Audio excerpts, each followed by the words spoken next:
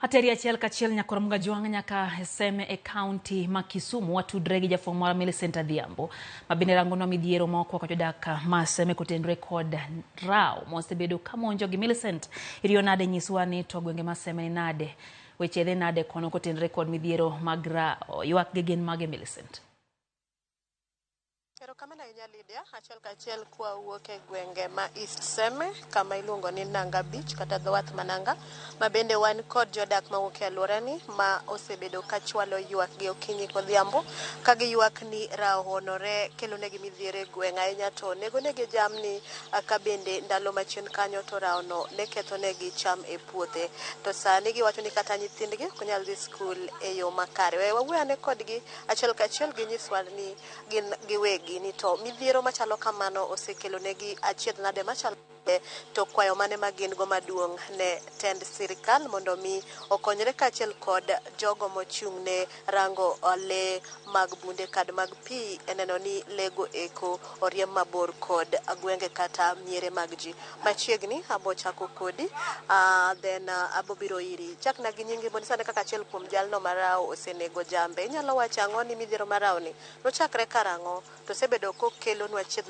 nade to kwayo mane ma un godo ngi kamera ochakore machiegni.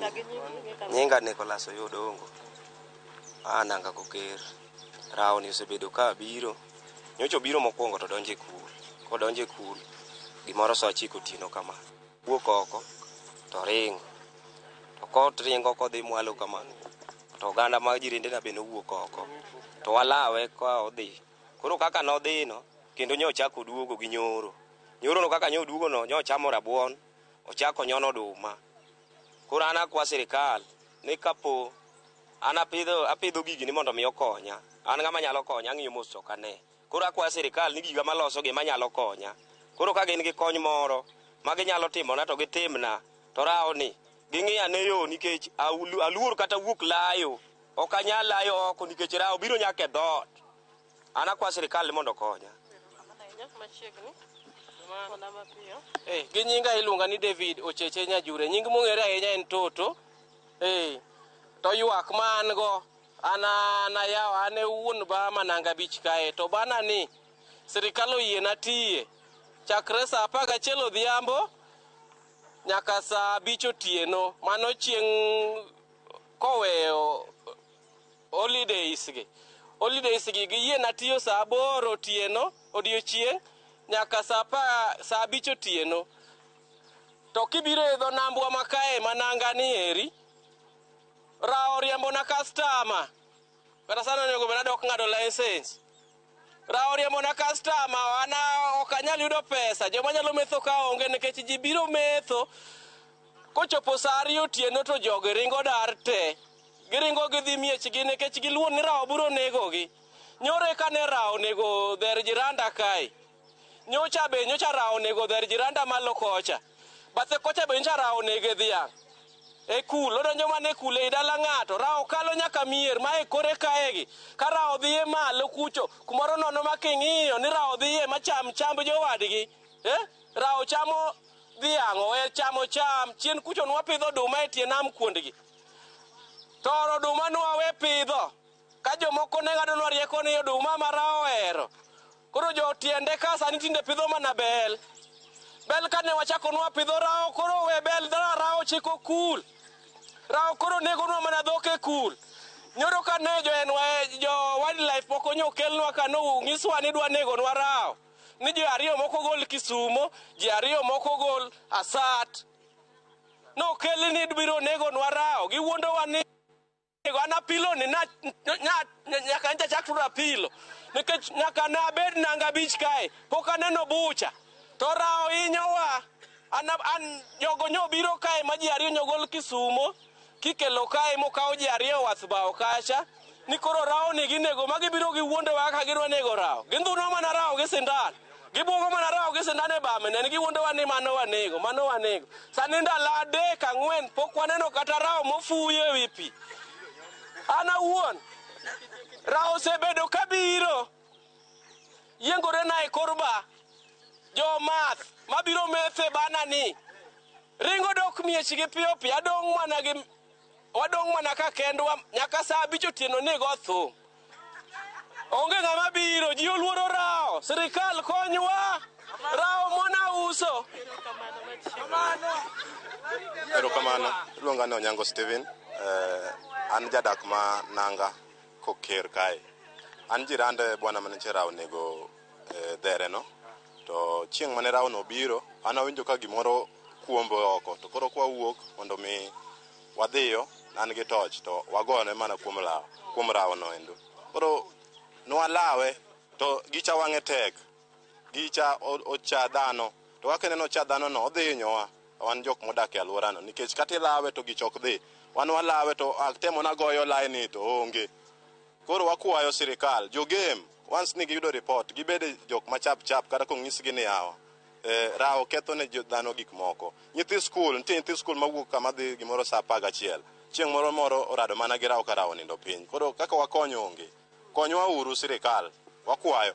Alafu mar ariyo waduoko asante ne jo county kuom miyowa taya nikech debe ni taya mantiere kani onge de wan matek ahinya.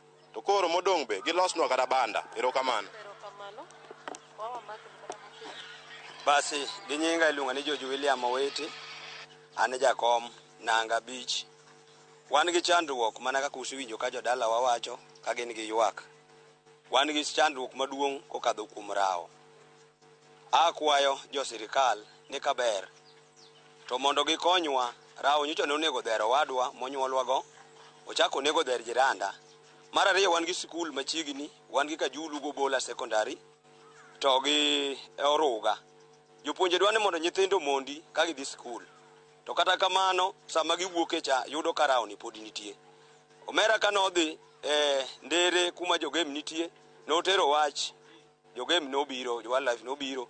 Kane gibiro magibwogo Rao ok ne gigoyo. Kanyo ok ang'e bwogo gi cha noluongogi.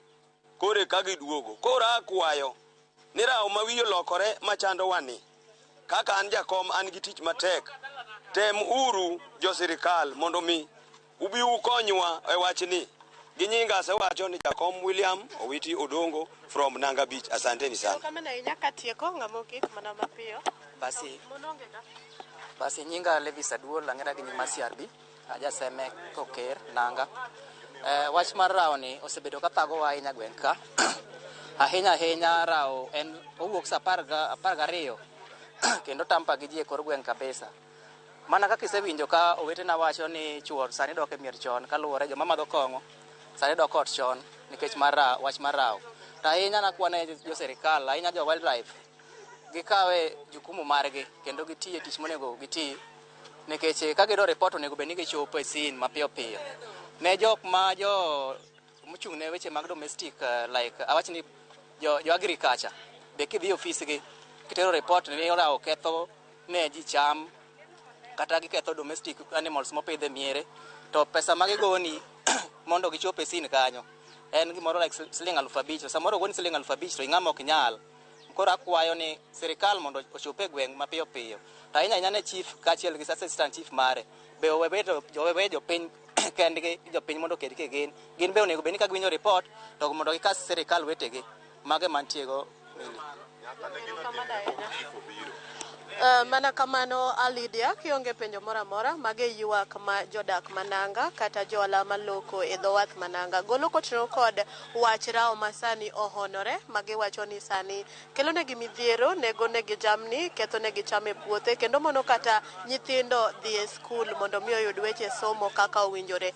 Winjo ka giywago kanyo ni weche mag arita ok ni kare kaluwore ni jotend gwenge kata ruodhi ma alwora ni mowinjo beni ritogi kata mowinjo beni gichopo irgi mokwongo owegi kendo loko negi tokgi. Jogo ma bende ochung' ne migawo mar pur ka bende giringo irgi bende nitiere pesa makwayogi ma odhuro magi penjre ni to ka jalno maonge go to ere kaka nyalo kony. Koro wagero ni kwayogi go bro chopo e jotelo mowinjore ni kawo okang' mar neno ni oked kod wach Rao ni orum mondo jodagni oyud fuong'ruok. Ka kamano magi weche ma pod wanyonore kaendi wamedo kolonu kwa fuonogi kod kuku gi duto mondo ka ang'o chopo seche mag ang'ich welo kod oimore to wakelnu kendo e yo manimba. Lydia an kuom nyalo dhi nyime kod weche manyien. Rokamana nya Millicent Adhiambo kake wachang'nwa get yudo mathoth koya